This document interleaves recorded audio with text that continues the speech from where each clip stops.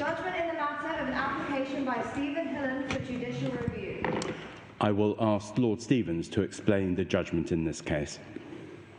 This is an important case in relation to prisoners who have been convicted and sentenced to determinate custodial sentences and who have been released from prison on licence prior to the expiry of their sentence.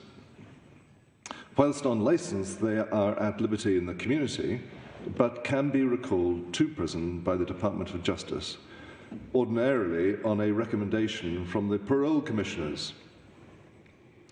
The issue is whether the practice adopted by the Department of Justice relating to the revocation of their licence and their recall to prison unjustifiably discriminates against prisoners who are subject to a determinate custodial sentence in their enjoyment of their right to liberty, contrary to Article 14 of the European Convention on Human Rights, read with Article 5. The discrimination alleged is that the practice of the Department of Justice in respect of prisoners subject to a determinate custodial sentence differs from and applies a lower bar than the practice in respect of prisoners who have been sentenced to an indeterminate custodial sentence or to an extended custodial sentence. In respect of prisoners subject to a determinate custodial sentence, the practice includes assessing whether revocation and recall to prison are necessary for the protection of the public from harm. In contrast, in respect of higher risk prisoners serving an indeterminate custodial sentence or an extended custodial sentence, the practice includes assessing whether revocation and recall are necessary for the protection of the public from serious harm, by which is meant death or serious personal injury, whether physical or psychological. Stephen Hilland, the appellant, has an extensive criminal record, including some 27 convictions for driving whilst disqualified, along with numerous convictions for driving when unfit through drink or drugs. On the 26th of May 2015, he was sentenced to 2 determinate custodial sentences. On 4th February 2016, he was released on licence, subject to conditions, including that he should not drive any vehicle without prior approval and also compliance with an 8 p.m. curfew. On 8th September 2016, the appellant was arrested at 11:55 p.m. after a BMW motor vehicle that had been taken without the owner's permission and which the appellant had been driving was involved in a road traffic collision on the A1 dual carriageway. Thereafter, consideration was given to the revocation of his licence and his recall to prison. If a component of the Department of Justice's practice in relation to revocation and recall of a prisoner serving a determinate custodial sentence is the necessity to protect the public from serious harm, then the appellant's licence could not be revoked and he could not be recalled to prison, even though post-release, A, there was a high likelihood of the appellant reoffending, B, the appellant had demonstrated continued disregard for the law, C, there were serious breaches of his licence conditions by driving a motor vehicle and failing to abide by the terms of his curfew, D, the appellant presented a real danger to the public, putting every person on the road at risk, E, there was an established pattern of offending while subject to community supervision, and F, the danger could not be safely managed in the community.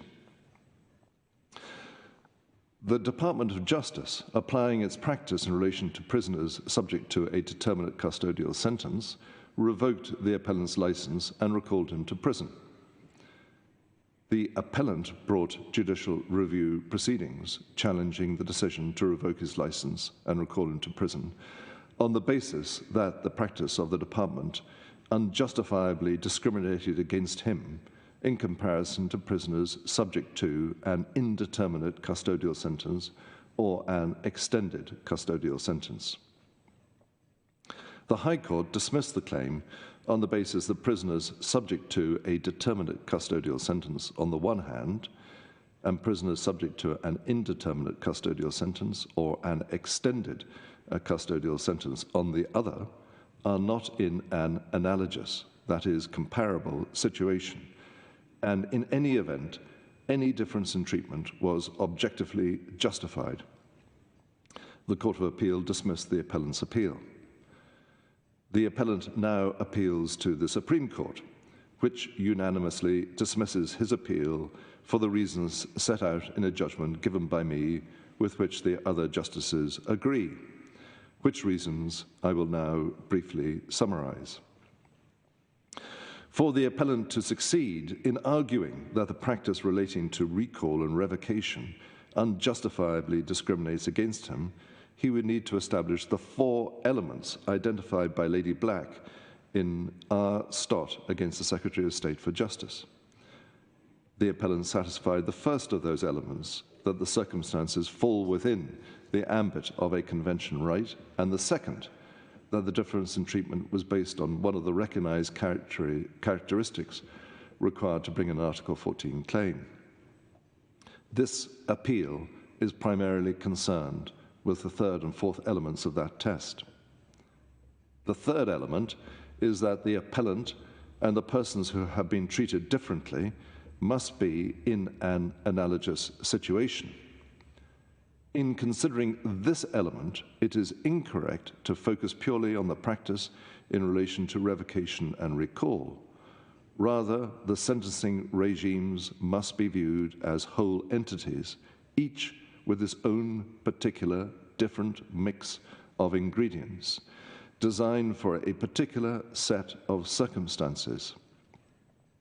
A review of the statutory provisions concerning determinate custodial sentences, indeterminate custodial sentences, extended custodial sentences, and mandatory and discretionary life sentences demonstrates that each sentence has its own detailed set of rules dictating when it can be imposed and how it operates in practice, and that the revocation of the prisoner's license and recall to prison is part and parcel of those different rules.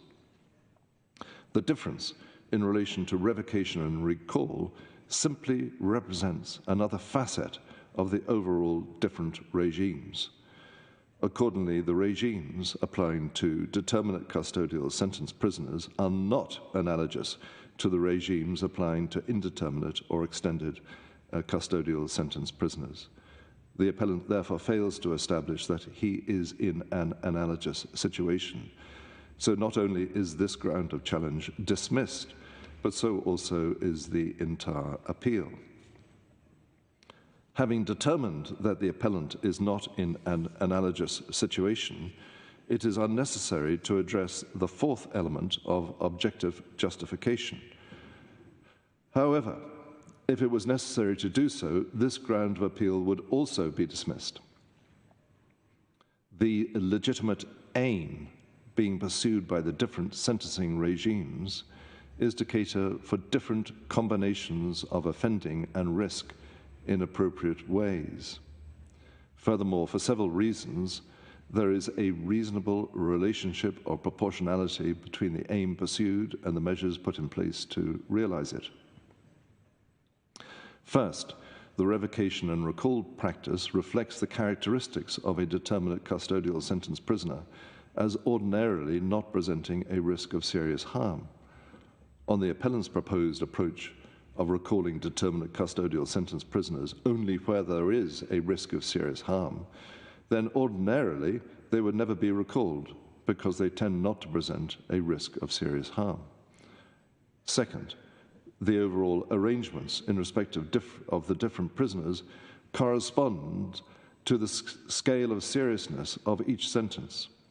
Third, the Department of Justice is well within the discretion afforded to it to strike a balance between the interests of public protection and the interests of the individual prisoner. Accordingly, this ground of appeal is also dismissed. As I have indicated, the appeal is dismissed. The court is now adjourned.